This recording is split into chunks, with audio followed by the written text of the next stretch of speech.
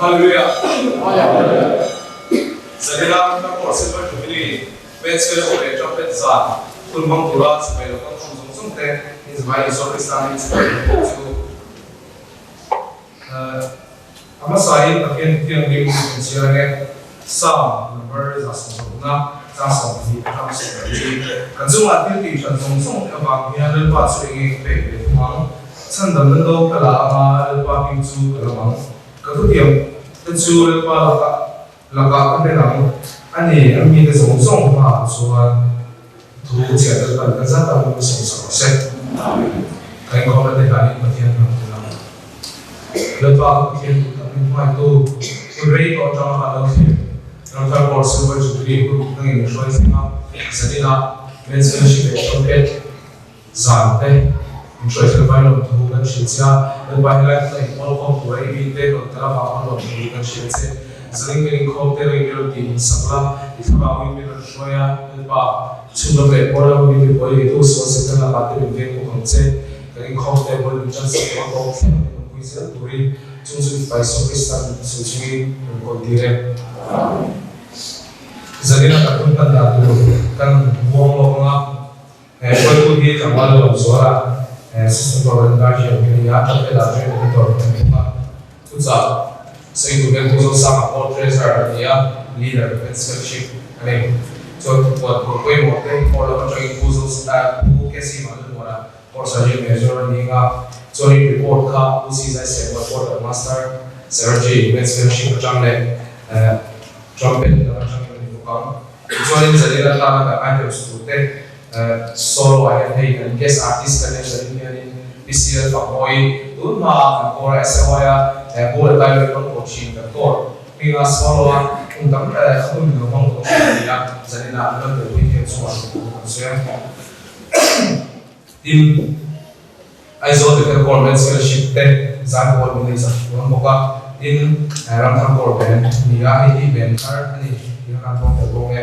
in zan bol ram tham bol ben scholarship ben top te editorial contest ni boka zalin ya ni hey kan top te editorial ni to ko ta ta ko na kala kala kon te la ben to te ya zalin ni kim sia ro mai la kan lo ben su kim to ko ni shira in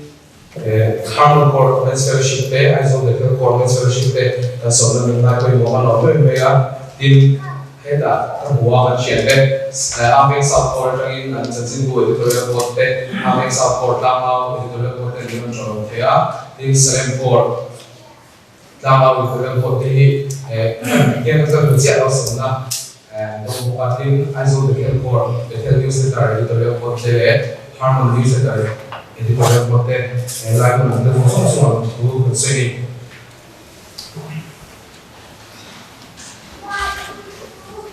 pachia ka ko so mola na number sa ile ka na ni so ko na ko ai do ti ka za ti me sa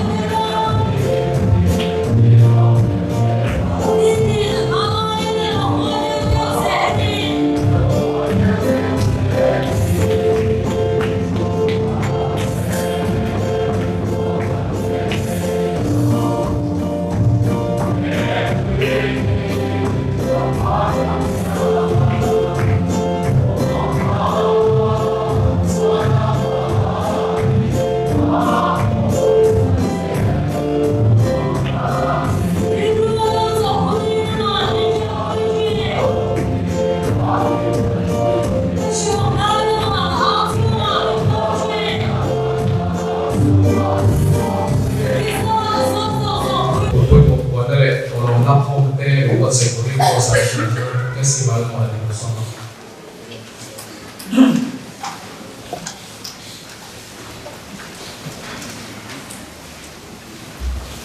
Hallelujah. Hallelujah. Không thể lấy không là nào mình sẽ chịu được ạ. Mình đã làm về này. Cho nên là chúng tôi đi số đó đi. Rồi sẽ thêm có mình là cô về khác. Ăn để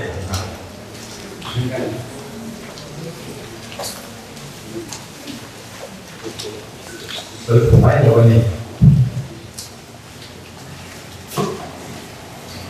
giờ đi lại cái công an mới sẽ đi lại nó tiền quyên thế à bây giờ ngắm vào cái dần tin dần khát khi silver jubilee cái này qua mà nó sẽ có nhiều cái đồ vật nát anh đã nên không làm thế đi sẽ sống không hiện gắn dán sầu đó nè silver jubilee đi tập số July ini di usuk kuniki ni ya sebentar soal yang kungan mang saudara dahulu ni kita tanyakan saya di Indonesia Kailan na andam telpon itu yung sampai bahan lang bu kan saya dua ini kan ini trumpet ini tolong itu mate ada orang yang telpon ini tu ada yang zaman mate dua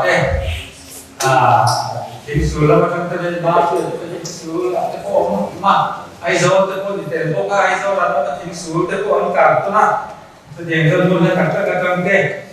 leh kan ada tu yang suai te, lupa, saksi betul kan ni, officer kau sana, konten turan dia, kalau untuk kalau untuk rakyat, demikian kan bedo bahagian kon, sopa kita di tempo anak kita wah. Yang jual, aizo betul ko ratang te, ham ko ratang te, salib ko ratang te, abek ko ratang te, le, kau satu nau tang te cuma jadi binon kuya, binon terkui tu te jom tu bawa kan, jadi yang lo, kasih lo mulai ni.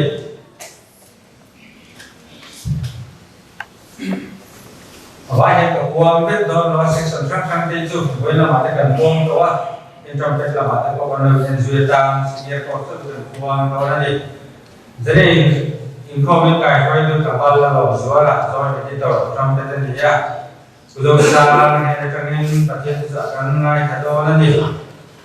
đi lại sang phải có mà không có xoay đồ có thằng một xe bao nhiêu là dừng lại thì là lẩu đôi hậu đi quyết định sản xuất nên là cái nên ngay tháng bên không chỉ có rằng là phơi tu có cái test là rồi thì như là trong trái không mà phơi tu là thì là lần tới và theo thủ cái là một số cái này là cái đại sản cho nên là theo mình bên không phơi tu cái đầu sang rồi đi assistant development secretary và theo thủ cái sản mỗi cái là sản xuất này là cái đại sản là trên sản sản phẩm bên không mà không nó phơi tu và khi bạn đã chắc cả cái masternya và trên đủ cái sang quy không những sinh viên này cho nên cái này sẽ đâu có gì riêng trong cái thô phơi đủ tết trong thân riêng là khi là một số cái họ để riêng là có sinh rất sang này là ngày như riêng là khi là làm sáng đi ngày trong thân riêng là có mà dự tập riêng là cái còn nhà này nên riêng là OKC và năm mùa là cái thiên riêng là PC là gồm mọi thế đó là gì anh thôi lòng thế và thế này là mình đang sạch của về này sống ấy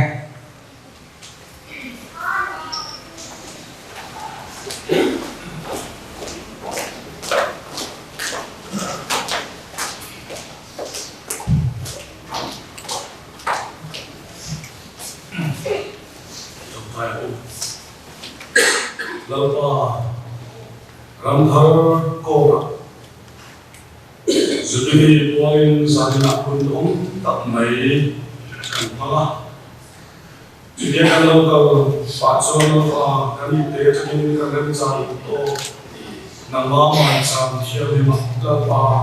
kan lu na Ibu adalah kaum yang pasang yang aku di awal bukan mungkin. Zani ayam kan filmkan cakap lebih hun kami perdam, hun perdam kan hun bila suasana. Apa ini nak lo tu tarin kan sudah cek. Bismillah pak soal moela itu lo hukum sudah so dari dia baik bukan mungkin saya adalah pak sumin yang makan soal moela di dalam lawan kantor sering Cina. Dengan orang yang tapi bosen tak dengan orang mana. Lepas ini macam ini memang dia itu kan dia soal. Ani macam saya lepas malisol mereka orang kantor bagi dia belum tu kan sudah saya. Saya itu som kenal pada kantor kan. Ia punya dia kalau di rumah, lalu saya bisa bikin kalau di kau dia.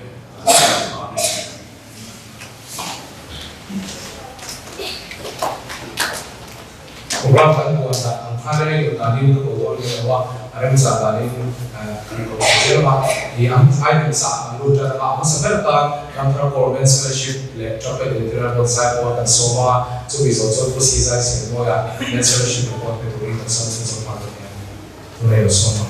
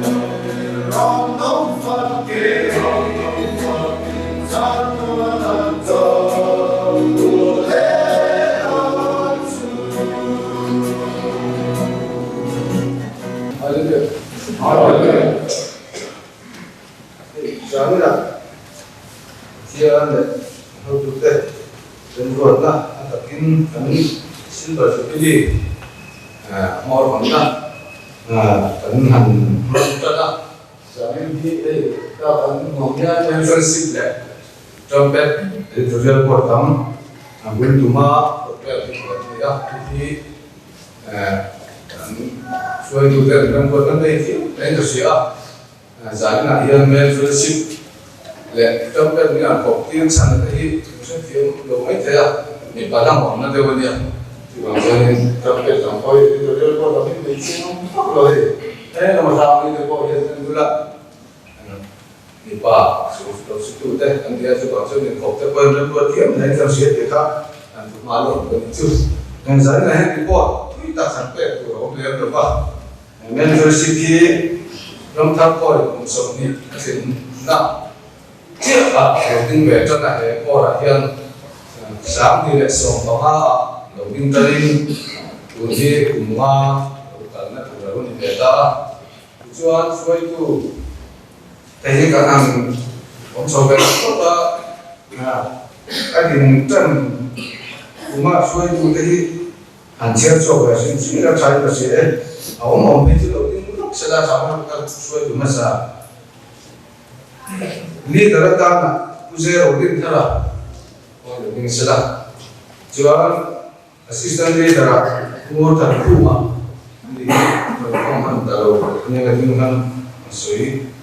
mà mình suy dùng đầu tư vào sự thật thì hiện cái sĩ giải sự mua là anh đã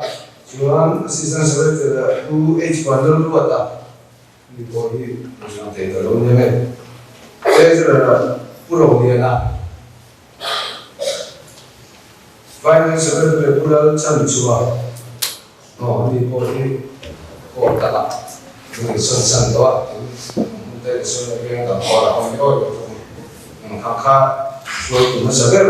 sáng sớm vào mai thì cũng phải thực hiện nữa nhưng cái này phải sao si nó sẽ là ở đây cái si của nó mà sẽ không ai biết đâu thì sao phải sẽ là một cái món ăn mà chỉ là phải đủ là mà cho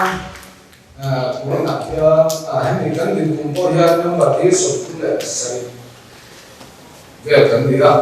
cũng là hiện cái hàng cái trong nó cũng là coi nhưng mà số cũng là phải hiện nhưng cái sự thì cũng sáng sớm thì cái ông nét cho cũng sáng sớm đó chúng ta phải đi xét hiện cần nhưng mà cho nên mai lại cũng công tác để mình cho nó thả thôi uy biết rồi sự việc coi có uy rồi người bắt tóc đi mà cũng đi mà xuống đôi khi nó làm cái sản phẩm chú orang dia nak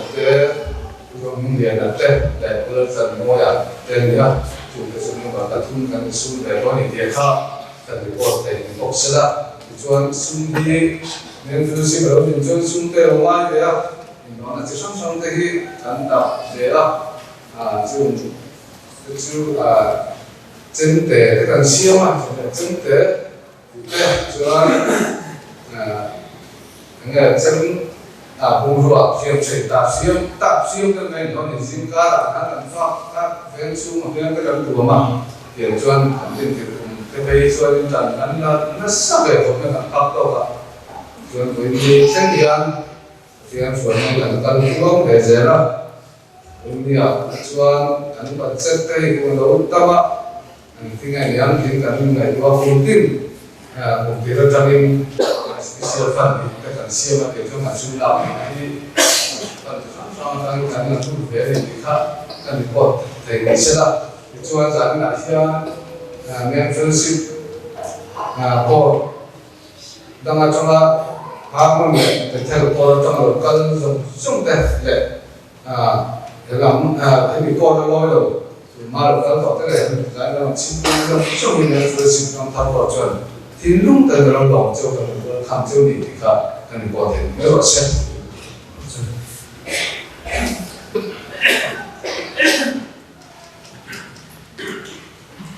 anh ta có những sự sự để cái điều năng lượng anh chỉ các bên sau đó anh hiện giúp của mình sẽ report và anh làm thủ anh sẽ mình sẽ thì là cho nên PC là phòng môi kalau những sự giải thích là anh guest artist này thì sau này thì Dalate minum sentua dan gaya memang saja akan soalnya minum tekstur kan lo memang untuk nasional sera ini kami sokali report sampai dalam jangka sebelumnya. Zobi di dalam terkori lalu semua nak sampai semua masih yang kini dulu dam nanti sesi nanti luar cok nanti di sana thana apa impetu seperti awam seperti lalu tu seven. Saya nanya misalnya dam tak ada mete yang ikut sahaja dam tak ada jawab ikut kan saja berusaha apa mungkin dia. Saya berusaha tangan untuk pulau ke individual, pulau individual, kalau komnya asan su orang kor susah kita individual, saya nak boleh kalau memang sekolah kami waktu mungkin jin saya berteori tu kosan bersama semua ada kan saya betul lah kan ini saya kita lalu kan ini terlalu lama lah lalu kan kami berjalan dengan so isi desain ya jadi lalu saya transak wajib dilihat kita sangat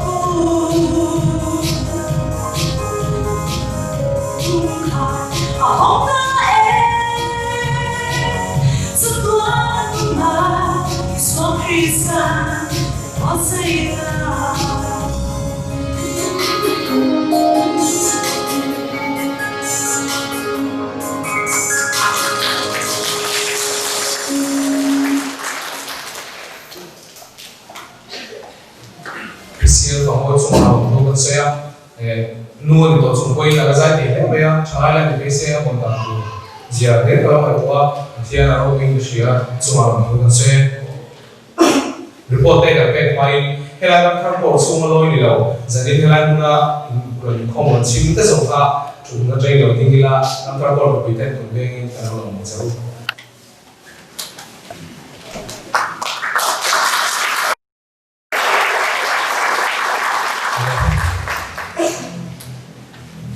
kalau bebe trumpet report kan pega trumpet chu e kan ti chuanin totoro bi chi khat ania chu ram thar ko le cha chen buwa alo le ya trumpet han ti tot ka chuanin chen ka chuanin totoro bi ania ama chu ke ni ko chuan cha chen bu bi ta ma ta au ti na chi khat ania chu tin trumpet ti ning alo be ta chu ka bo ra be ka ting se la ko fa le sa ma ko te se ani hi dardo la IR nia dardo la ma po sa wangin kam bo hi ani hi ani shen ba ko el ma to to da ai sa no wangin ani ruwa trumpet ti khala lu da iso trumpet ti ngan ko ta issue ma sa ba so ko sa ha sa ko sa ko le ko me nga Mother's Day khan lo chuaka chudaram zonin kal sau zera sa ka pi so khan le so pa di ga khanin anh thì thiam thế nè tu thế làm bằng rồi còn làm bằng hai điều rồi tết thì à bảo số một cái tốt nhưng là số dễ là để thì cả rồi cũng nghe rồi cũng thì em nhưng trong cái khi cũng sáng là có số có của trong là cũng sáng thì có là khách hàng tay phải là số chín thì à tay phải là số sẽ có đâu bằng trên các cái chỗ là sẽ có là thì là khi ta bỏ là cái là tay phải là số cho nên chúng ta đang quay đó chúng tôi chú psychostyle cái là khác biệt chỉ là anh cái thằng cũng là về CI cái về của anh thì là các mình có sự là cái là ai xem sau cái đó là sẽ làm sẽ để nó cũng làm hoạt tên chú điểm chú ý là chú bị psychostyle chú khi ta cái là khi có ta phụ tu ta cái cần ta có qua anh tu ta là quy thể tu ta là thể nên sang thì bảo anh rằng tại vậy là psychostyle có là chân chính của hàng chim này à in sáng thì còn quan trọng là bởi vì thế hiện computerized thì ta computer có sự in offset à nên ta tu lại cái này copy xong rồi để bảo là cần xem hết cả các số liệu nó là điều là cho nên sáng thì bảo computerized thì tu là editor có sẽ rất là sẽ share ta thì là sẽ anh ấy trong cái computer cái số cái computer thì em này cũng sẵn anh ấy chúng ta đi chung một cái nghe đến typewriter bản thì cần phong tỏa sai có sai bản thì cần phong sẽ đọc cả cho nên computer thì bản thì cần phân là thì để đó about so far là phải anh tự nhiên có những quá trình bài tế để cho các bạn tự mà đi làm mà đi computer thế phần sau cái chỉ là mà đi mà typewriter để thế thằng người đầu sau không chỉ là hồi lại để vào cả phát lâu thì sầu chín nữa đi cho bên tin anh ấy tìm hàng cũng sao có sự có một vài anh ấy tu editorial board tìm ra là gì á số editorial board sắp xếp là chú cái căn buông là hàng cái đầu tiên là về cái đầu đầu về chúng tôi đi editorial board cái liền sao mà cho nên editorial board là gì á buổi còn số này đi cha máy board tracer là gì á cho nên là không có là phải là các thể đâu á ngay khi mà xem thấy luôn thì là sử dụng cái circulation này cho là cái cái gì à đi làm một bên là ya bây giờ đi cả C mà lớn phải đi C mà lớn phải đi thì là làm một tạo ra sử dụng như rồi em chỉ là anh tôi lấy pin cho kimi question mà tôi à Subiran terkuat awal biasa. Kami tadi editorial buat sampai ada dia. Amar usul ya ada sensitif dengan dia kan tijuan editor. Ini kecau khas ini kan dia. Di news editorial buat orang orang orang sampai kan dia kan konsumsi semua kan semua. Kalau ada choice siapa di sensitif butuh kan siapa orang poin. Amat konten mai. Kalau lu tak kami kan kontan offset amat kan pen me asal sungguh teh poisa ni lawa. Dia lah tijuan kerpakai lain dan nomor teh strukturir ni kan editorial buat kita ni ane aku kan untuk mengari nanti sahaja tak nanti bila kaya jadi tu kan nanti kan dia andi scholarship ni zara apa sih kan ini kah buat ni in sampai di kusam di sombanga khalin sesuatu berbeza semua jadi tu saya semua fungsi lah nanti lah kan board dia asal kalau tu apa ni tin khang pun malam ini pun ma computerized semua ni tu typewriter ni kan kan ni sensin buat na opsi ni deh kan selama tu macam ni jadi lah editorial buat free editor free kami buat deh boleh tu saya buat tu mana di tu lah cuma tu saya memang tu ni edit silver jubilee souvenir buat saya tu ni lah cuma tu saya tu cuma tu lau cincin ni lah kita macam ni souvenir buat itu khusus untuk orang dia jadi lah dia ni zaman tingkat itu ni AC andi dah tu itu khusus lalu ini siapa yang kami serah jadi ni game ahi kasih tak terbayar orang dia inisiatif lah dan dia musafir biasa tin sampai di kumsama semua orang macam asam ini semua kan SOI buat Cina di SOI tahun editorial buat tu awak Cina, amar usul pun ada zela, kalau cuma sulit baik, kemudian dia sama, misalnya sebuah ucapan korporasi kita dia, tu ada korporasi ini, kalau saya editorial buat cetak dingin, komputer buat cetak, kerja komputer cetak, kemudian printer dan kirim dan setak mahal ini, jadi sana suci dia. Din kang hulai kan ni editorial project kan cumi mali nate Cina kan lewa kan sudah lama kan buai na songsong kan ingin mani minimal arsan songsong te kalsarin porta ni kita thari jansin du buat saya dalam Cina ni buai di detail arsan deh dia jadi trumpet sana kan buai yang film kisah trumpet di jansin du hi in detail ania or in home lo mi deh in lo mi kita tua or jansin or orang lain bertiap tu orang tu na buai mau tak ni tu lah yang dia tak ni cina tapi sebenarnya pangan cina sesuatu dan sebenarnya lubang kalau lubang dan semua jadi inti tak sok cina di kita dan buat dari masalah alaman hit bumi naya yang cek tak tak sesuatu pangan dia sesuatu ania report review tak kami apa report tu yang kami kali buat apa kali editor ini na report sesuatu ini kan basic kami tu lah soal kalau langsung ke trumpet acara report itu misalnya tu lah soal ini boleh orang kita SOI ni kan kalau semua kan asal tekani kan momento tekha lekan editor dan soal itu apa lalu buat saya elak kan ini tentang lalu buat saya semua orang kita sama dia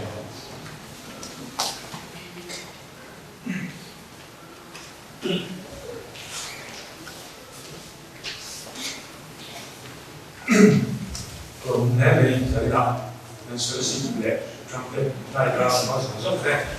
boleh solusi itu kita berjawab. Jadi ayat ini kan jadi dari dah report kita kali sampai jadi kalau kita soal moda, kita kerja cari pensia, sebenarnya mikir pada sungai bayi mencapai itu semua sekarang itu kan sebesar. Misalnya, kalau ini kan feedback itu kan kalau yang kita sok bisa, jadi kalau untuk kan kan beliau sok apa, jadi kalau ini kalau ini kalau ini kebagian ini sok, mấy tàu là cái này anh có tin hành vi tăng tàu là tàu anh chẳng qua để đối với kan siêu mà kan song đủ bốc kan cái tổ lâu tổ dùng sông về kan gọi là chúng ta sắp tới nhất tại đây kan rồi mới tới kan sắp tới kan song đủ bốc mà sao cái là xuân quê cái tiền sao à anh ấy cùng sáng số sông bố còn là thế có sự là thế bố có thế sáng thì cái sáng thì có thế trong cái tổ lâu tổ này anh tôi thấy xuân cú em mà rồi là cô thấy rồi sao mà cô này thì anh tôi thấy đâu à anh tôi thấy xuân cái nó như vậy là anh ấy cùng sáng thì cũng cái tổ này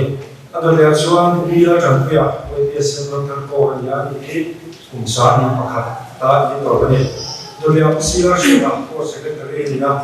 anh ấy cùng sáng thì có thung lệ cùng sáng thì có ba cái tổ này anh tôi thấy quay sang môi à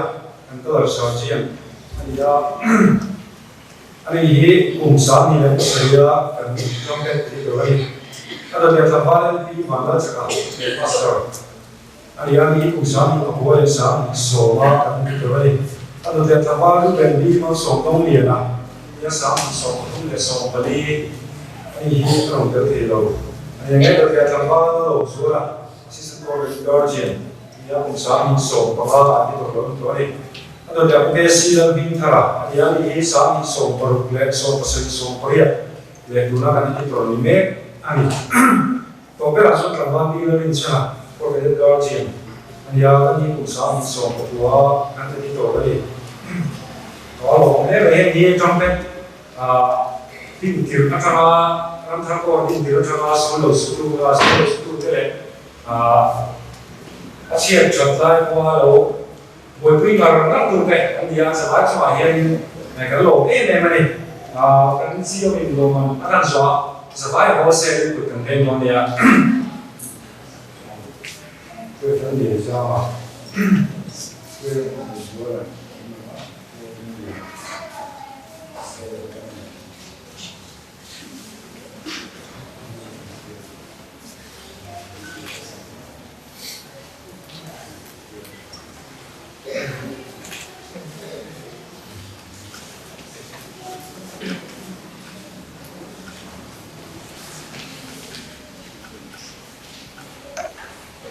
Asia các tiền thống đó,他们没赔了哇，你楼了或者你过了干过，啊，来，大家对不对？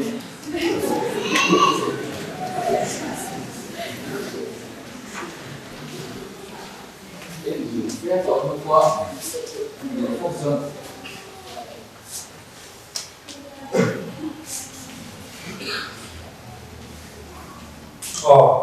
giờ phải nó làm cái kinh tế kìa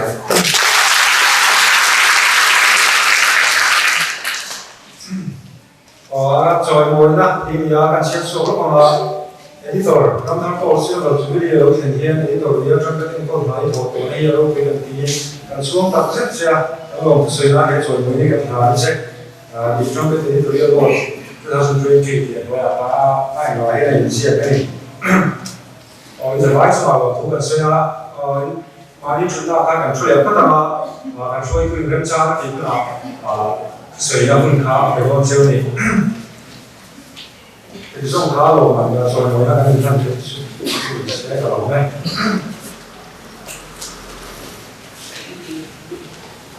hello nghe vậy tôi là số này trong bên editor rồi editor để trong tham thì sẽ là kan honga thì anh thì cũng sắp tới đầu số các cái là hiện tại thì mình có đang in sử dụng mấy loại xe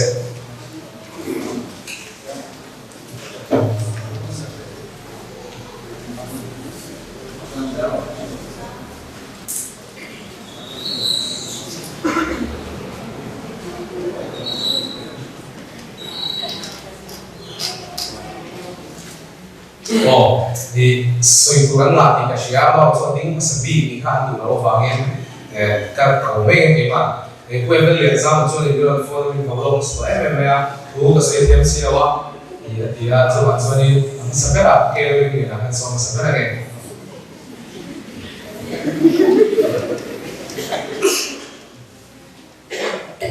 Ramtharkor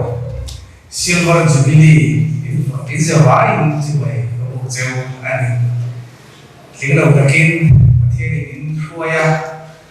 ram thar in quý thì ở cái chỗ tập của nó sẽ khổ ngoài tủ téo của cái cả nó sẽ khổ châu cái thế các con bé đi tìm bà nó cái bị cái cảnh áo là khổ đây là cái nó thế muốn quay 우리 스스로 지내는데 그 공내 그런 생각이 어디고 그래서 그건 너무 답답해 왜니 자니나데 헤드라인나 어떻게나 왜 거기 실버 주빌리에 나왕데 이거 가오니 그거 보이도데 제가 전로네 땡땡이주 성보 거로서리 공아 거로서리 베라 파이마니 니라데라 isu dalam itu waktu di macam orang waktu kali di sini ada tak ada waktu kan surfa kan waktu itu mungkin kalau ada desain yang lalu mah jadi official ada kan mula desain yang PP itu ya ada tak punya jual di bawah ini bayar bawah itu ya ada bang tapi itu demo ya bawah itu SMT ya sao chìm khác biệt cái khác nhất là rốt bị được thì thầy có con xem cái này thì rồi mất sập được khá ra mà mi in lúa ưu tiên là cái in nó cũng mất đi khán chuyện ba em bài nữa là em bài khán thì án thì khán thì chuyện khác ưu tiên thằng cái in nó cũng mất đi cái rồi liền là cái này ram thar dot ve mo nga khan ruan pia lawa tu ti ruan sa te nga om khan ka ta ro ti no ma sa he je na kan bu ni na be kan pro the ya tin fa kan na te lo wa fa ne lo in ne now fa ti pali ne ya chung je ko khan ra mi ne lo be pui ko khan la pa ti kan ne ko khan kalau kau mai kuat free prote mangsa Malaysia ini rau kui ini lobang pusi ada ani hiju mifko api kui apa itu je lah ada cuma macam ini kan dong Cina ada itu bangkok itu lebih asal orang orang tu sih kasih tahu tu mungkin tu dia kerana orang kaya orang zaman ni WhatsApp group các con ukimi ne na in ngai zo group chan jin ka kan sui zo zo ba WhatsApp group ni lo ba han se tan zo ni chade u mai chu sai close sai la a har sa a tau ju tai pai ka ka chen tin na mo ni mi ta ri si bu ta ri ta kan nei kai wa sai close sai ka tau ju kan nei kai si lo RV institute ta in fi ka ba te so ta dấu tiền qua là thế đồ quý giả của ta thế căn hàng cầu của quý căn vào với quý chế này đi trumpet thì cái có computer ông xí lâu và bên túi ông tổ là ông bol bên túi à thì cái dễ cần thái của khá tên xí là sao soi rồi thì cái xảy ra đâu sai có sai cái này xí là thì ngày nay sẽ có là bi rồi là cái họ tụ ba pha này MPR wa anti da kharam to pia thing phe cái chân về đi chú mình chung à cho nên buồn đi chặt được mấy cái gì đó đã chú mình chung à chú ăn đồ hiếm cần đồ chuyện cái cái gì các bạn đã cần đồ thì phù lâu chút à đúng là sao được cả à vậy nó lâu có cái sẽ liên cái có hệ có cái cần đồ chuyện này cần cái khác cần đồ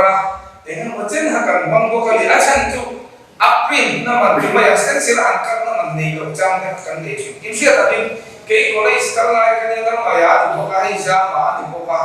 ma hi chu open pa sa ni ko en ap nei duai hi ha san de ya kha ma khan ni bai ko isa fa ni ko phong te lu la ma ong ra kai ma chu ha chu din tu ma ni indam te kan lo ma se kan pu chon kha van ko de ma thie ni lo van te cái chuyện này cái này là bị nó ông cái này cái gì khác cái này là cái cái joy cái ukimi ina cho nên là joy cái có cả à tao giờ cái ukimi ina cho nên là chúng mai cho cần bắt phương tiện đồ đồ răng pin đồ tiện là cái gì ina đồ đi lung khen ha lung bula khoi han chau đó qua hiện tuy là phát đó lung bây giờ cũng những cái khen chau chuyện đó in đông chung những khen chau mai chuyện này in lúa ha chau ha chau như nó chơi đồ khăn nó bận ha chơi đồ khăn này khum lu ấy gì khum lu bula đồ khăn nó mất đồ khăn bula thu khen xây và khăn tu bên để tu sĩ ta và khăn đạo mà cái này là cái làm có giá mà chúng ta từ là trong cuộc sống ông bốc cho đi và khát ta đi không có cần chụp tiền lại anh ấy là tôi cũng kiếm cái stool và khát cái này cái stool là khát cái nào chụp tiền mấy chuyện chúng mình là trong cái hàng enjoy chưa các sen cái đây trên khả năng cho international news khá ông phát thầy đó này internet nó đã ra cái chắc xí rồi mà cái international news khác chứ mulai kan cái đó không thể đó không Zia tu kan saya tahu lah ni testimoni. Lalu dia sedang dia lepas minta dia sama macam tapi dia kata jadi lah Zia lah dia lah tu anu bilang kantang ni cinta dia tu maka mungkin min suzi min kan sampai suap film jauh cháu cái khát chen thì cái chen nó cái tổ rồi không cái này cái sao mà cái này nhất định tầm đầu áo cái này nhất là cái tầm biết cái này cái nó đã chuẩn bị phá sản trên buổi xuất trình mấy cái thằng kia tôi bảo cho anh với trẻ cho anh cô long liền ta cái lúc đầu đó những cái không sao cái không mà cái không là vắng cái là cái là vắng tôi soi nó vẫn cần luôn thằng kia cái soi cái soi là vắng cái soi là cái gì cái này nó đây cũng saoส่วนเรื่องกันได้ไรตาตรงนี้ก็มีไม่ยากการรู้กันอีกครั้งที่ฟังตั้งแต่ผมเราที่ได้นักขวดเบสโซเราเอาเราส่งกันในสวีเดนมีที่ผู้มีรู้นะข้าในสวีเดนอาหารตามข้อเด็ดอาหารที่ยาเจ็บได้ใช่ไหมเราทักก็อะไรต่างๆกันใช่ไหมก็หาคนก็อะไรกันต่างๆให้ผู้บัวเตะกันบัวผู้บัวเตะกันบัวเจ็บตัวเรา Betul kok lo pian dona au fa lo paten beram lo so fa kan mai sa betul kok lo pian ni le ka mi tha te na mi khap pu mo he ni fa nei không ma không we bo lung ve ke ko kha sai ka sa ma se an tu bi le la ni si lo ba sai lo ba ko ma bo lo ma ka kan nui chuo tham si lo kan nui lo ko si lo ke ka arom bi ne ma ni các tháp có cái sự khăn thiếu máu để trong để cho nó in tròn này. Bây giờ sao thì lo áo sẽ hoa là đi theo nó đã mình sửa sẽ ra. Bây giờ hoa là cái in nói là hẹn platform băng bài của ông là giá pin là chúng là lại một chỉ về cái tiền của ai thì sẽ khả năng chắc là qua về cái cần quân cái lấy xuống này cần quân thân là khăn vào rồi quý đầu tập em. In nói là khắc lại Gara ni boy, aktif tu boleh kena yang tu. Asyik ni ben, misal bawa kan kau tu ni kau tak kan ni, kan khapmu. Cuba kalau sulah kan lu kut. Zaman kau buat, himbuka kan orang sopi kalau dia ni bar, fakam dia nak lu bes ya. Kalau tu ada nak tu tu nak ni kan, ini ben orang si kau siapa. Asal, terus kita sah, kau mana? Aman khắc tiền là lúc này khắc cái sợi đòn hiền, kun là được cầm đòn xia, sợi nó kun là được bóc xí rồi, hiền cần đổ mẹ này. American Institute of Beirut, công căn của đó là anh biết vì cũng là chuyên nghe tiếng Việt xia, nụ nắn để là tắm các anh để là thì anh xia cái này, cho là bung sòng giang sòng như thế. Nunan đại nam tấm ta gần đại nam,ประเทศทั่วจนขาดที่กับอิสราเอลใบบุรักอิสราเอลพุทธการจนมีการที่การตัวนี้อิสราเอลกับสังคมนุนันđại namตำตากันđại namข้าอินสติทูดินตัวได้ยินบริษัทชวนเห็นมุนาเห็นอินสติทูการเฮียนมีรัฐที่น้ำรวยกุมโซน้ำรัฐที่โลจะให้บริวารตักติเล่câu sang lệ xã hội lệ politics nama nak kena cuan ram soi tu kita lalu cuan nak guna ta base ni ni hemu ni cần tin là gì là gì cùng mà đầu tư gì là joint institute chuan reservation seating thì tiền chút tiền của ta trong lại cuộc sống nó tổ khổ trong là tiền cái chuan mình muốn dốc cái chuan để nắm hơn dốc cái chuan khó ấy gì đó có khó ấy là đầu một của chuan anh mà đi siêu liền tu thế anh lâu chú lâu một sự tin anh thấy là anh phiền sấy mỏ sấy đâu mỏ anh thiêu mà anh to anh vẫn vẫn giống như anh đi rồi mà har sang anh khẽ cho ta này Darwinism Darwinistic hay chia cho observation cho nên chú đã chuan thì hiện là tiền press conference Committee on Foreign Affairs thì hiện press conference ta sẽ đi nunan này là thắm ta kan này là kan đầu tiên abulan ni kan đầu chia lo ni kan đầu mai thà ni ru bang chu ru tu le tilung tu le ti cha tu lo chu da lo tan lo di kan lo mai fa chu ma bang chu voi ni kan theng ta di che ta ki soi ni zai da yan kamem ba ko lo kan te hei ba ko kan nei chuang lo hei ba khi ram thar ko kan nei lo kai phei chu kan va lai ta ta kan ban da hu na ni nang ma ni he min du ngai ni ram thar ko he lai bia ki mun kan nei lo na kan hau tu kar ma sa ra ho rim sia ka le kan lai sa cha ti ko kan do na sa he mi mun lo ya yan ko je lo sa zo la finance minister lai bia tu chin ne kal ka in chân khát ta vào với nó cho cái điều thằng còn ta vào này đây nó mình không em biết cái mình hàng này thì khá sắc cái chế khát có cần xem của nó khá là khó rồi này nó cho tôi nằm hôm lại cho mình một những này tôi cho nuôi sống ba sống một già nuôi sống thì anh biết không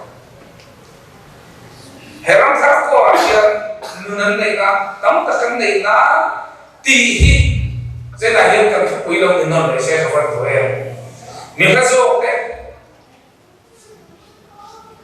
là chỉ là cái số lượng khác anh đã để các con cần rốt quý đầu thì khai xia với là cho nên và thiên gia là mà nín lệ nó bảo cái cần biết là đủ dấu cái cần này thì cái vấn đề mà thiên con sống là thì mà thiên nhân văn mình con sống nằm nín quý thì hết lại con âm mà thiên là đầu tiên là cái gì rồi không quý thì các sản xuất thì là tiền khai nên hết lại một thì cổ thiên tôi này hết lại cần có thôi thủ thế Porque si van a lo que anh muốn đem parte nào, tôi giúp sao anh muốn đem parte mình khai nó không thấy đâu vậy, tôi biết van đó là các xây làm rất là anh có thuộc nó sẽ gặp em, cái gì cho em mà cái này anh đã tham gia với thì về mấy này cái gì, sống sản lý là cái gì mà nó music inside sẽ cái gì gần đó, soi phạm cái đâu, trong quốc còn thì là soi phạm cái này soi phạm cái đầu riêng Silver luôn nên luôn thì á, cũng kimi cái gì thế, không đi cái nào mình sâu vào, ram thar ko rồi biển đó là primary school hết, thì lại là primary school là kan thar mình khó mà các bạn là kan mình khó quên đi, các bạn là kan đi, thế là hiện ram thar ko là kalau mình chán, cái này buông này, đi vào sao anh, chú bạn cho nên thế là hiện xây dựng các bạn chẳng chỉ là nuôi học sinh của cô các bạn bảo chú là tem xí à mình cái tem xí cô dâu xa là đây cái lâu là mình đem nó có sử dụng đồ đen cái gì anh em cái sử dụng đấy à anh bị bom dâu nó cái sợi à anh bị bom đầu dâu nó cái sợi à ông bảo là sử dụng đấy rồi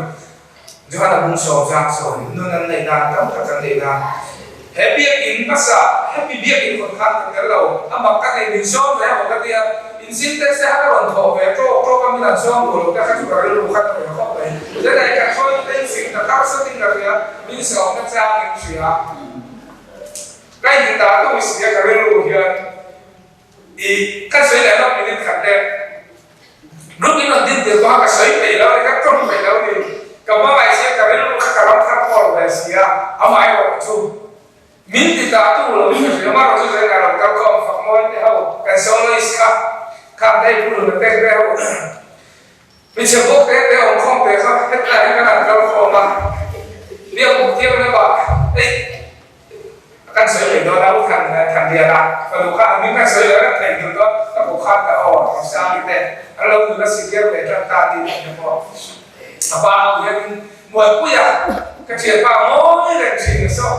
mỗi cái là cái ta đã biết là cô là cái ở trên đấy gì mùa cuối sao à ra cái đâu mình thế này ram thar tha mual chu la khon in book in chung zo la khon in u tha le ta ne kan san zai nu ta em se wa hi ta nat ne khan kan zai na sa ni ka sai chu kha tiam ka phom kan ni kan bia ki da te kan bia ki kan phon ni te ko ra ko kan ni ni te kan ma sak ne salem dal pa la ya lo ting la ram tin re na che kan lo ngan salem dal pa la lo tin na tan chuan nun an le na tam tak nun hin le na tam tak bi sang cái đi ăn mình đã có muốn sang cái gì ta cái mà đi ăn thấu mình đã ta có hiền nương cái này là tắm ta cái này trước cái nào đây là một cái công tệ cho mấy cái bụng năng trong đấy các bạn mẹ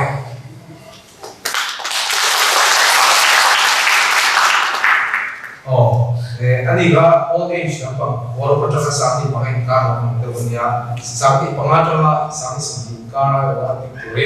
tối lên sẽ sẽ đạt được sao Sao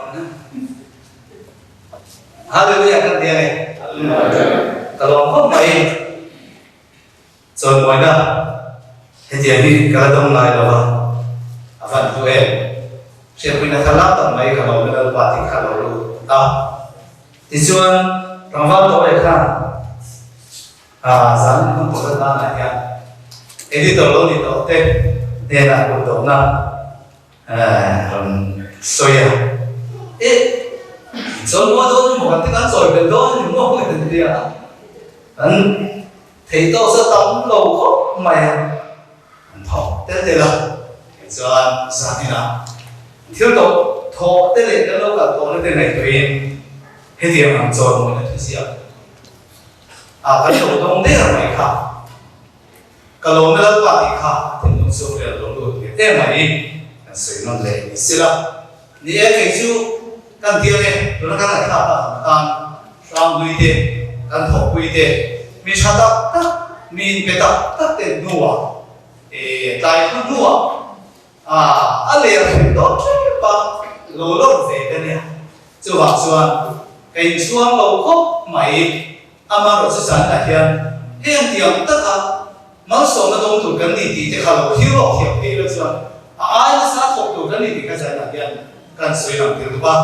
điều xưa thì cái này khá là khan đại loại là khá là suy về mà nào đến sự khá hiểu cũng có mấy sự là nếu có nói là nó tụi có bổ trụ bổ xí tiến cần đại loại là cái khá alo cái khá là điều người đó phải khá trên sự là tiêu trên sự soi tiêu cái khá là dùng tiểu một số cái thằng sai có sai cái thằng thì cái khá gì khá là rồi đấy mà cho vào cho các điểm cũng thế cần này đúng không? Thì cho đầu tiên phải là sao là computer cần hẳn rùm mà ta là hôm nay bây giờ thì ta là cho mấy mày computer cần thì suốt cả anh làm không cả trong cái gì khác hết khác xem là em mấy lần quy nữa thì cho các là cái suốt của nó cần thì các cái bộ cái gì mà khang cái này của nó khang anh liền về thì mình mà xem này ta tập xuống để bài ông lâu khó mày cái gì cũng nói kalau printer ko bisa sendiri kan konsol tu kan tuan kalau aja saya lakukan terko hanya kata dari dulu juga sih amal seperti yang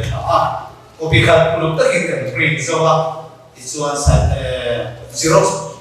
tulaya paper sama yang kan xerox yang tuan catat main misalnya lebar software kan komputer main kalau print suap kita kami sama cái gì đủ bộ cái gì thì chúng ta không cần file là đã được qua sinh số đó từ file trong sáng cần kêu là chúng ta cần có cái massage để một đối tượng lòng để ra là với những cái điều tất cả mọi người nên page để cái này là một photoshop anh em một cái bộ thì đó tại là các page nên tin tổ ôm đó mới thì từ cái pin với cái với những cái cần hài cần ngủ mà khá review mà sẽ review mà sẽ alo ngày cũng có mà cái gì phải cần sửa ra đây thì cho form cái đó thế mày thì cần về thà là bảo nó không ăn đủ để xem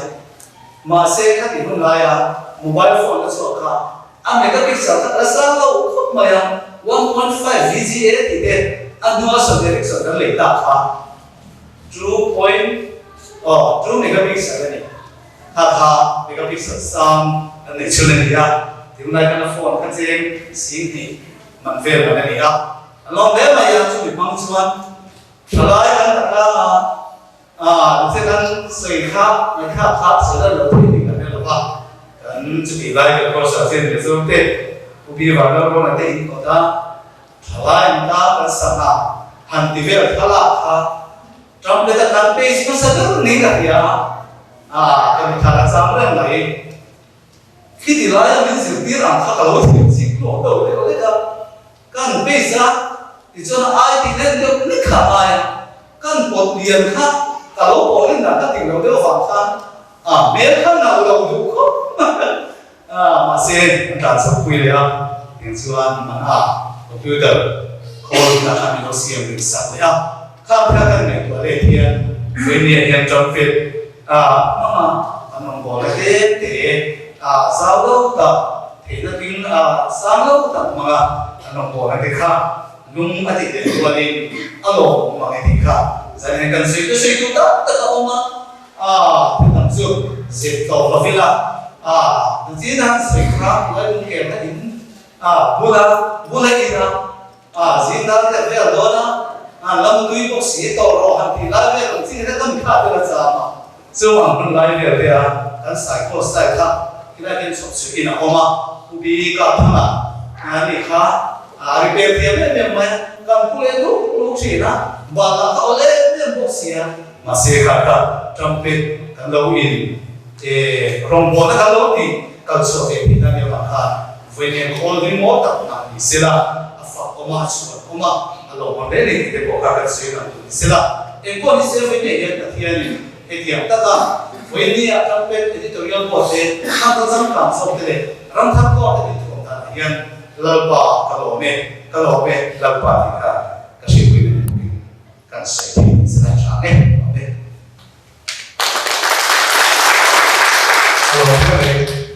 ram thak ko te kan ba ni so adin him ku ta ko thing lo ka den mi thiam ke kan ne chen chen bu ban nei ka ni ya ko chung kha chu an din na chang ku song pu fe a de sa je bo ni te ko na ba ko ran chu ka ra te ko ama chu ke ni chu chen chen bu la ba kan ha mai ki shia chu ban ba ni na pa ki shia and do that so ni I saw the core mentorship side ball kan so ma chu bi zo so ni ram thak ko te te ni no ni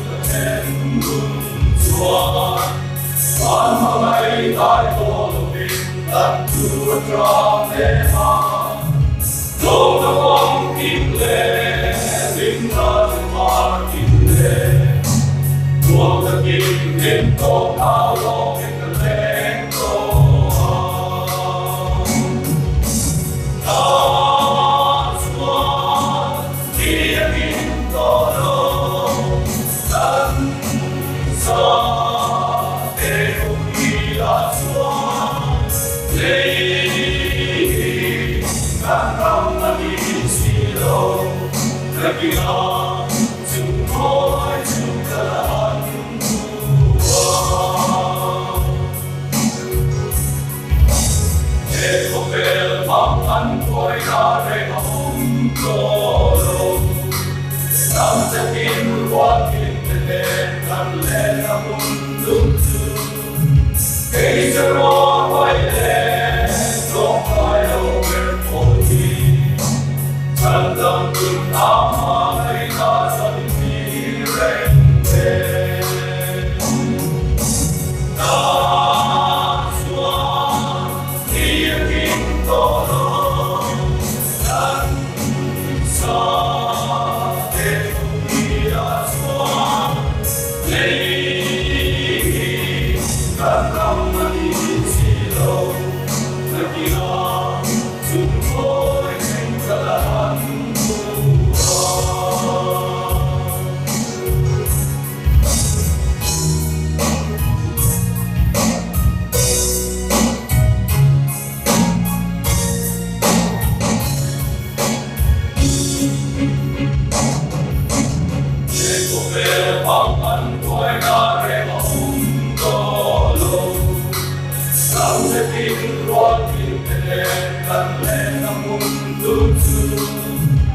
It's a war, my land, don't fly over for me. Sandang kun ama may nasa itirente. That's why iyakin todo ang sa eunilas mo. Ang manisilo na pinag-simpoy sa kalahan That's why niyaging tolong ng sa eunilas mo. Lady, ang manisilo na pinag-simpoy sa kalahan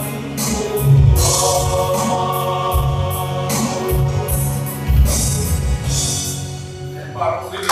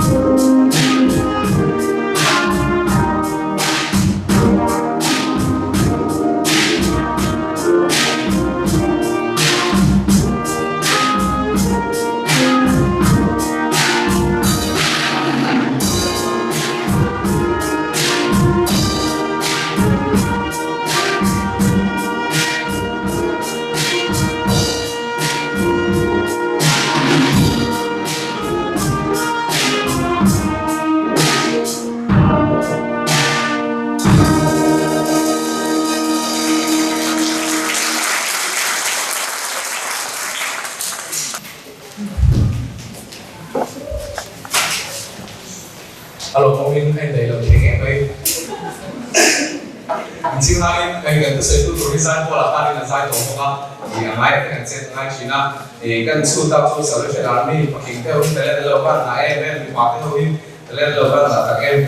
thì có thể mình rất quen các em thì họ cái điều student sẽ tiến sẽ đối lại cho cần thu giả số tu tu do sang organizer leader mentorship lo and so on in one na là để phát triển nó sản xuất ra làm gì tụi in command officer và giờ là làm sao cho chúng nhé.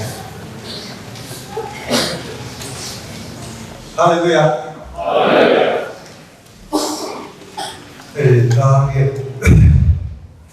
so mình là cái nào vậy? Lúc còn có bộ khác hay không á? Hắn mới tụ nghe lòng bộ là nó bé cái gì á? Thì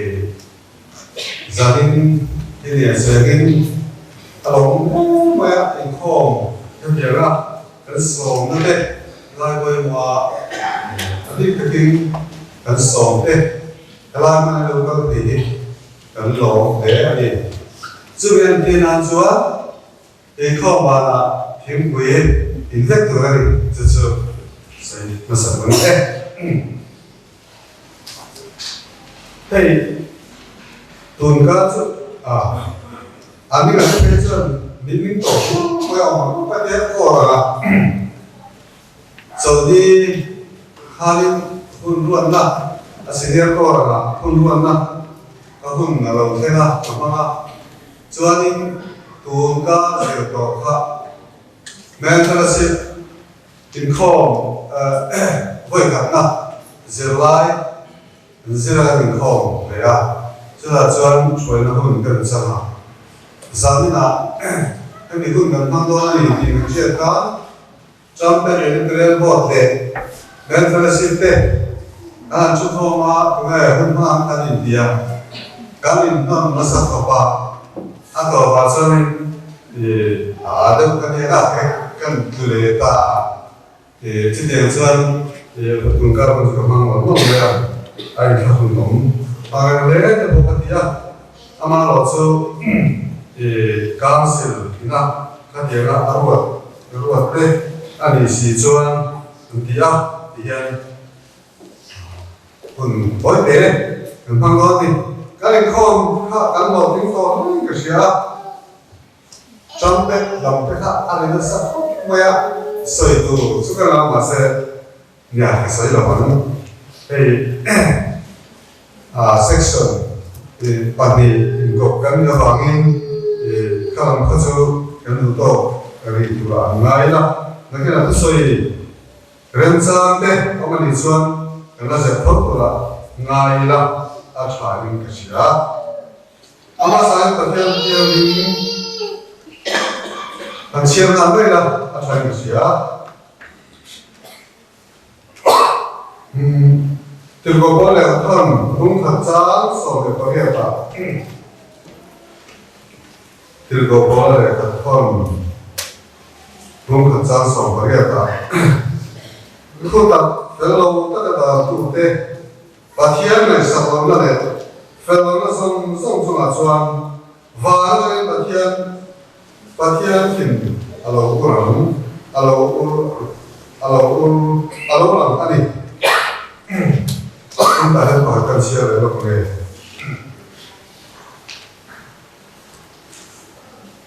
FSC bung lý bung la sang thật chỉ cho nó phải được tất cả những bản thiên ông ta mà tu thế nhớ ôn tin Christian nó không ai cho rin quê ta bản thiên ta làm đấy in thôi na cái này in thế cái in bốchan mà ngày nào nữa thu cái gì cả thế là bản thiên nó sầu sẽ bản thiên ta trong trái na cái gì nghe làm ba bản thiên nó pun lấy tới cho là cái đầu vào phần cái tên làm ba giấy là ăn đặc kim người đi vào tiền saka làm ba cái chuyện là mình gia đình đi hết rồi mình đưa ta là mẹ nó sẽ để chăm bếp tua ta pun kan ham ha ai am chana tatte kan tunga khang ba to kan lo bu kan soya zai lai puja kan nai tha to kan jam dia lapa kan ne na thar ren pon le turin lali son ne na kan di le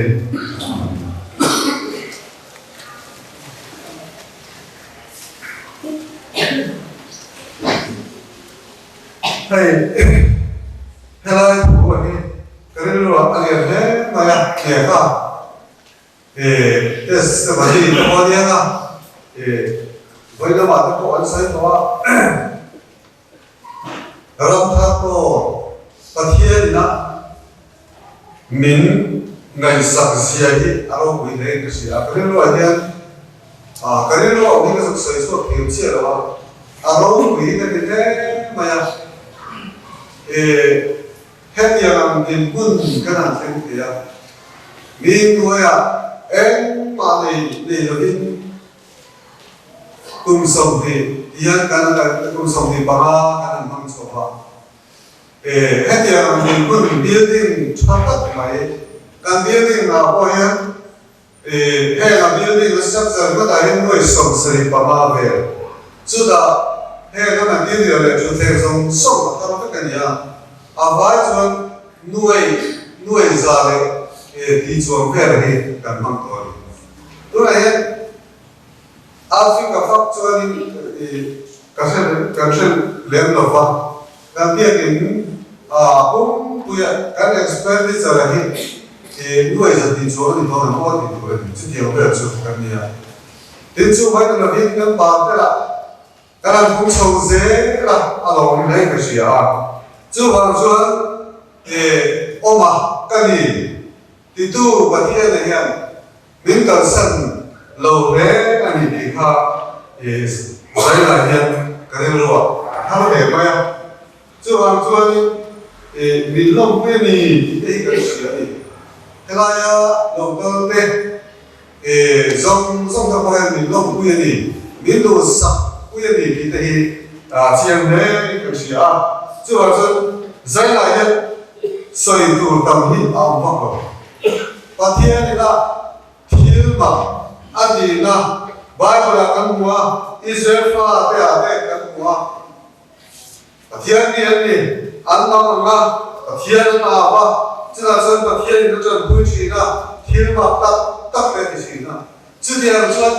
cái gì bộ riêng mà ăn cái căn gì mà sao thế thiên là anh có quan trọng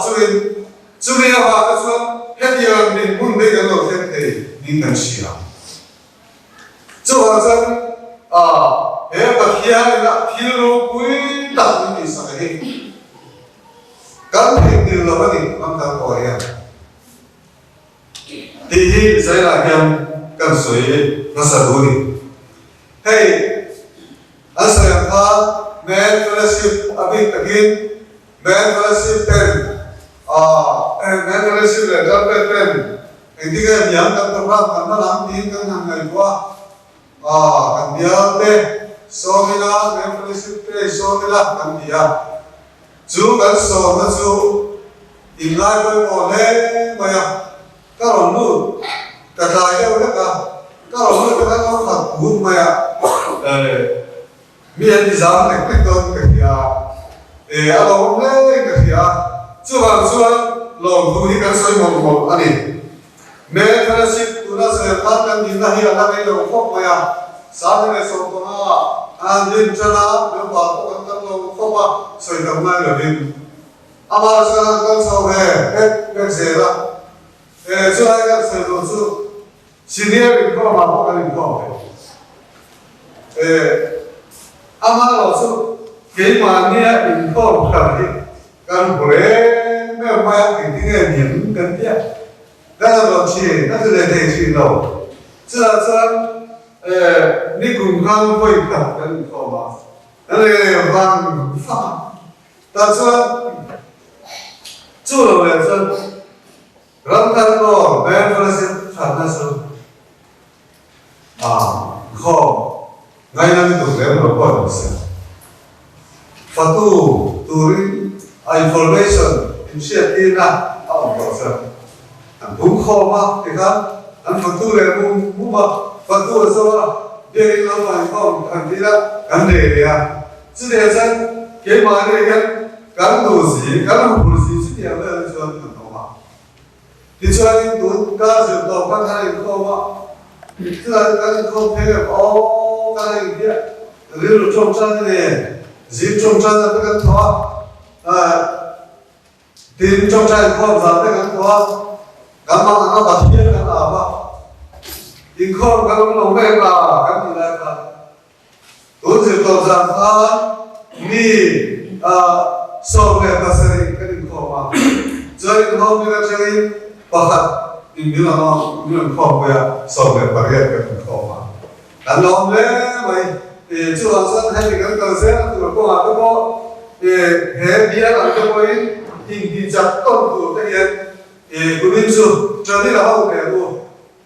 anh cô cái gì cô theo cô cái gì cô sẽ điểm phân cái đó cô rồi cô là anh này học cũng biết thế cô cái này cái kia nó là rồi sẽ là chú học sinh thì cái gì cô học cái gì cô biết chưa cái cái cô đó sẽ số cái cô thì cho nên là cái thằng sáu cần đối đi thì cho nên qua cái gì bài là quay bỏ hết mà tất nhiên anh đi à cầu à chú mi pa à cầu nó sẽ lên chú bạn sẽ bỏ bộ la về cái bài của anh là mi pa cái gì sẽ chú bạn bài của anh là mi pa cái mi ta sáng này hay cái gì là bố đây là mang phiền đâu mà cái gì là bố đây cái nó sao to nó sẽ đi anh sẽ cái gì đó cái đó là bố hiền azul man có bố hiền cũng có sao cái gì cái đó ba mươi ba chuẩn bị cho hành này tập sao cả thu lên mà sẽ làm được lâu đấy mình sẽ tiền mà thì cái cái society à có mấy chi à cái gì anh có bao nhiêu đủ quý đó có cái gì anh có bao cái gì thì em có anh đi à anh đi bắt tất cái anh đi ama cho Christian na lu ta lo ta sao thế là mấy chi à anh lu thâu thế là cái này sao thâu nhiều thế là cái chân vậy đi hùn cả là chúng ta cho anh cái sự của em mà cho em là đi về fellowship hết tất mà tradition fellowship cái người đâu gì nữa đi rồi có là activity regular tất cả kalau này rồi có là hôn mong cái hiền ta cái sự fellowship thì cái bên đó đi ăn cái món thì giải hay cái sự được thật cái mùa đó thì là nghe nó thì nu có văn người có thứ in pasal te in muda ni nghe coi như cái con người số mà anh là làm sao mà nó phải là khác nhau mà cái muda cái nó còn nhiều in niệm thì cái những người của mình cái gì chú làm sao hệ rồng bồn á chắc chú chuan thâu cái sao cái là hoàng in chú hoàng in giờ cái là hiện hệ rồng bồn á công sáng sáng lại hiện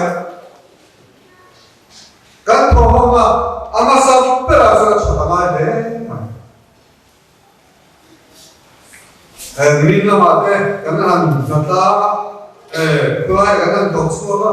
hai đứa cô hàng tầm bắc đó nó có hàng gì á, along đấy mấy cái bát sổ để mà mai cái hàng độc suốt, cái ta lâu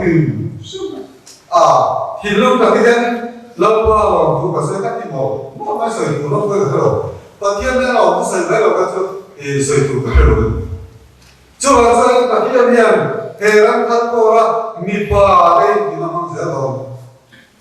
với cô cái kia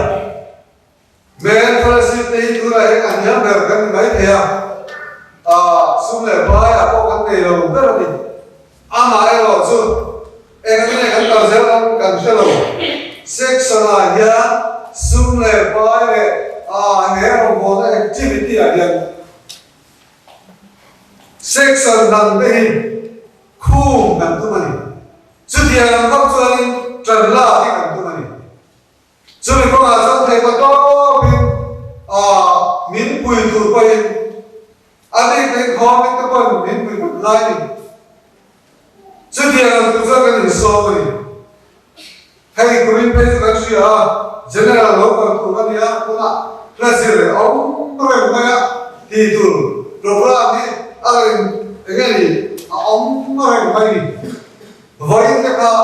central organization main fellowship là gì vậy cái ta đi mà sẽ cái gì đó cái mà là gì vậy box gì जो भी निपुण का ना जरगाय जो निपुआ जाने का ना करना सगा जरगाय है तो सिया का कुछ भी हम लोग जो हमें एक और इसे जो लाने का सोई दो जो dia tu poya min amam phiri karban lagan wa mi fer ka ram tu de labin mi sual so pe sima ande na ram tu ri local ka ni ti karban la ka ni so ba san tu la san to ka long bo tu de po he fele na ta ki long bo la pia ki na ka la atwa he afa ba de ko sa atwa he ama se hele in ko mai lo kan pa sa ko ni the khang ngai sa ga chuan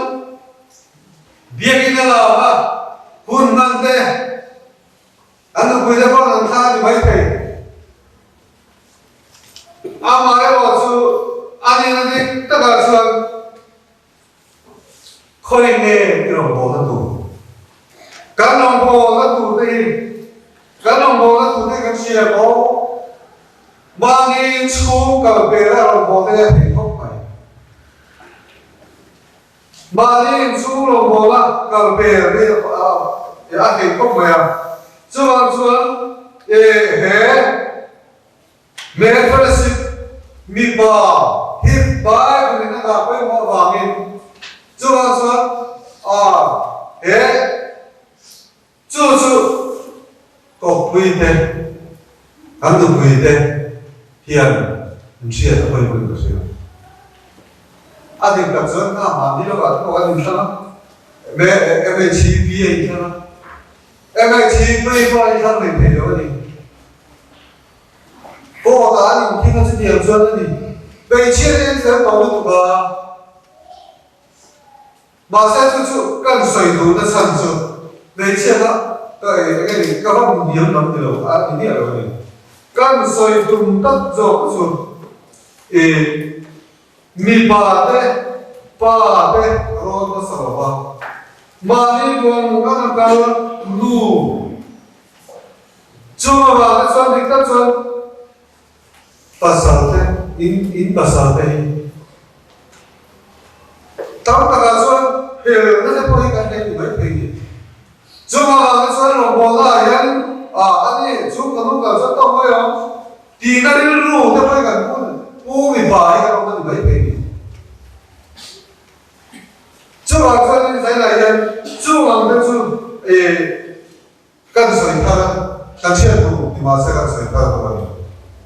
đến July là mình chia đi ở trên sản phẩm office thì sẽ công ty thì sẽ kim ạ tôi nói cái sự bảo thì vào đây cái này là cái ông ta lấy mi cái mình cũng hi ăn nhiều chuan cái màu của nó sẽ càng xia lộ chuan thế là nghe cái màu của nó sẽ càng đậm mấy đầu vào cái mà quỳ tên thế là nghe đậm mấy đầu vào cái màu của nó tên mi bà thế hiện càng xia lộ chuan cái mà quỳ tên là đậm ngay thế chú biết điều chuan chú của cả môn bộ thế chắc là gì chú bảo sao em có là hiện chú bảo sao các sử dụng chắc là gì chú bảo sao men phải xịt tệ ba cái bài bởi ada bởi mỗi mà bằng hiện chú giải lại nhá hai là con kho thế nhá ý thế theo nó là anh phải lấy cái gì mi ba con nu pui te ko pui te an ni wa ma an lo phim đâu anh đi quay anh lo phim đâu anh đi quay cần lo thiệt của anh đi chứ thiệt bốc son cái này có pui các tu pui te phân ba sa te cần lo thiệt chứ thiệt te trong cái xuân rồi bỏ đi ở sập tiền cho anh đi anh đi các xuân nu ba đi thiệt rồi đó ở trong này phải chứ cái không lo mà nó thì con chúng tao đây nó pha cái này đây con nó phải là thì lúc đi chân lúc gọi nó đây thì mấy tỷ hay thì quay một rất là nhiều cho bạn chơi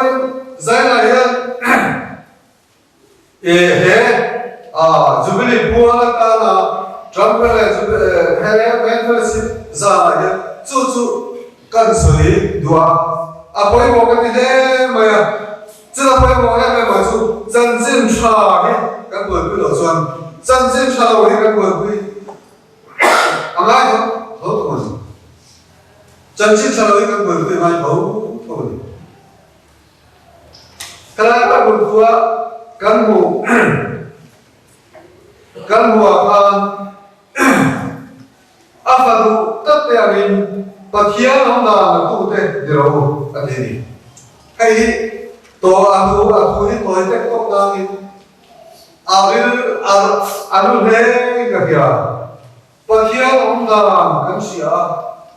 kami boleh kufa de alu koma biar kita kala onda kan sia sumi de onda na tu su ni rau tiang sau pon zanin su đại cái đủ tất này tôi em cần nó mà population cái mỏ statistic cái mỏ hàng số đồng chuan bị bài đến chuyện toàn tâm mà về đến NGO cần gì là có bị bài đến chuyện lâu tâm ta sẽ mày chú bác cho mình bà đây cái để tổng tập đấy mà em nghe chú làm yên mình mà cán bộ chúng ta chú quá gì mà cán bộ đây cần tin đầu về mình hết thì tất bây giờ cán ăn bùi tên đi mò cán phát tên đi mò mình chỉ tất bây giờ thiên thì nó rồi sao hay như mình bà yên em nghe thân thì干净些的，爱得不了。这方面，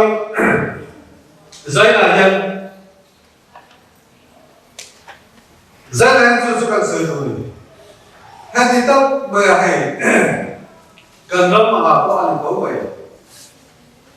今天把说 MLA 的每次的就是没的，Minister 不，当时啊，这不少 Minister 啊，你Minister 咁你啊，都来你看每天的 Minister 嘅，每次影上要嘛 ，OK 咯。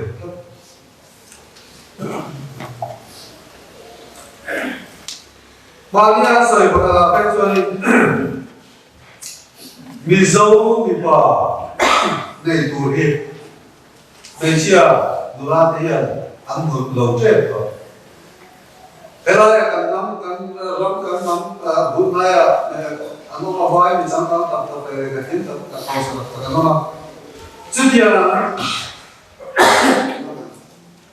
จุดเดียวลูกสุดเจ็บเดี๋ยวเด็กจุดเดียวก็ส่วนตรงแม่กับจุดวันส่วนใจเราเห็นเห็นทำเป็นเด็กแบนเฟอร์ซิปจะมาเห็นกันใส่ดูว่าจุดกันบ้านเราต้องมาปฏิญาณมือรู้ว่าที่ไหนเดียวกันได้เชื่อตัวเดียวมาเป็นอาชีพมาที่กันบ่อยจุดวันส่วนนี้เห็นผู้ที่เอ๊ะกันปฏิญาณผู้ที่อาทิตย์ที่เที่ยงเสียได้เสียดีละจุดวันส่วนเอ๊ะกันสิ้นสุดแล้วก็จำเป็นนะครับกันต้องนะครับอันนี้ก็จะเห็นอย่างเป็นบุญกันเราที่เป็นสั้นสุดจำเป็น hal sata tất cả lâu về chúa sợi tốt style ở trong cái tiếng lâu về chúa trong cái điều thì bún cái là đây thì cái chúng ta lo cái thì không đủ hiện nuôi cái thì này bây giờ cái thì cũng là sắc cả là chúa sao cái này sao nuôi cái thì trong cái này học tu song song đến chú vậy là tu xếp tu song song cái anh phát có những cái gì à đến ina năm bữa là có các em là đang có sáng tuổi đủ sắc na cái là đủ bốc cho chút tiền làm chúa giờ đi là hiện hệ hun cái lòng mang hiện hệ jubilee phù hợp là hun cái lòng mang hiện cam min na bisa tahu lagi na Patihan na kami na minda ang hun hi logic bisa tahu lah kan mau pun nanti kan mau pun hian kan mau pun nanti la nanti itu mulai lah hiện chung mình là mình chu qua giáo sư là chu làm cái này cái chu cái là ai mình là ba cái gì cái bao đó thì cái gì chu làm sao giáo sư là chu qua ba về mà chu ai thấy của mình giải là hệ hun ở trong cái gì mua sai tăng lại là chứ thì sao hệ cái rong bò là tôi lại đi rồi nó có thể của chuan hệ là gì sao mà thế sao mà nó có cái sao nó có cái thế đâu cái sao cái chân ta chuan hệ tôi lại đi cái cho nó phi chứ mà sao tôi lại đi nó có của chuan giải là nhận chú của ba còn quay hóa chú của nu còn quay hóa pha cái còn quay hóa chú đi tụi ta quay hóa em là chân nu ở đây còn quay hóa các em đến chú mấy là bên chú tiền là cắn tôi lại đi hè rồi bỏ tôi lại đi nó có của chuan hiền nó để quay hóa phin nó để quay hóa thu gì mình cái này chả lo mà tôi đi chuan chú tiền chuan cái cái dễ là mày chứ tiền là cái mỏ cũng là đấy cái chân phố đấy và kia nó mỏ cũng là cái là nó chuẩn bé nó mỏ này cái là anh sâu dễ mà chứ tiền là chuẩn cái cũng sao này xong thì ta miền cái nó mỏ là tôi lại đi nó cái giờ này tôi cái sao Atu kan ini tak terlalu banyak soal saya, so itu ni lah pun.